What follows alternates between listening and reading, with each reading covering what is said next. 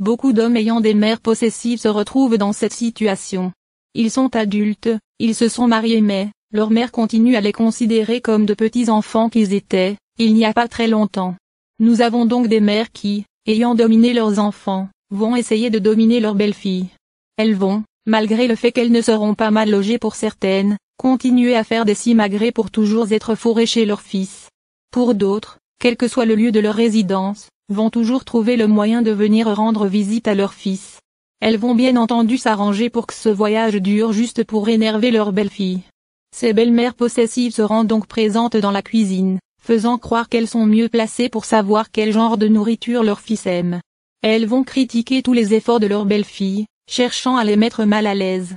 Elles n'hésiteront même pas à aller dans la chambre parentale avec, en apparence, envie de connaître la vie intime de leur fils. Il faut qu'elles vérifient si leurs fils sont à l'aise dans tous les domaines même si, normalement, certains domaines de la vie de leurs fils leur sont interdits.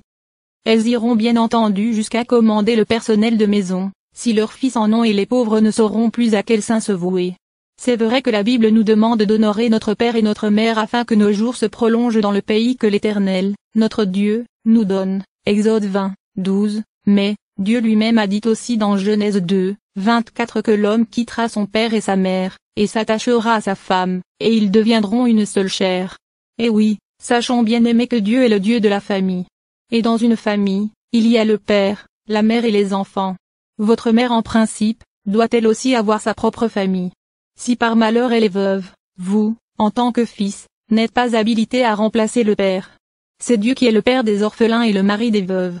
Vous avez pour devoir de vous occuper de votre mère dans la mesure de vos possibilités. Mais, prenez le soin d'inclure votre femme dans cette tâche. Elle fait aussi partie de la famille. Vous les hommes, vous êtes censés protéger vos épouses et c'est face à ce genre de situation qu'elles ont le plus besoin de vous. Si une personne extérieure à votre couple se retrouve face à un bloc alors qu'elle voulait y semer la zizanie, elle se recommencera plus. Mais si vous lui ouvrez la porte en l'écoutant dire du mal de votre épouse, sachez que vous finirez par arriver à cette extrémité, choisir entre votre épouse et votre mère. Je m'adresse maintenant à tous les maris qui traversent ce genre de situation, sachez que votre épouse a elle aussi une mère. Quelqu'un a aussi souffert pour l'accoucher.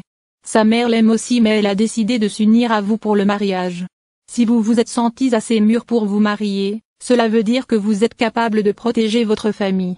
En ce qui concerne les belles-mères, sachez que vous devez laisser vos fils s'en aller. Certaines mères sont responsables du côté efféminé de leurs fils.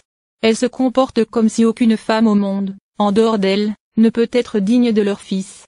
Pour finir avec cet enseignement, sachez que tout le monde aura des comptes à rendre à Dieu le moment venu. Que chacun reste donc à sa place et tout ira bien.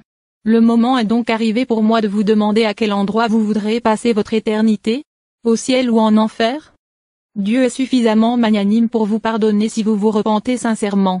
Si donc vous voulez passer votre éternité au ciel comme je l'espère, répétez tout simplement cette prière après moi. Jésus, je reconnais être un pécheur.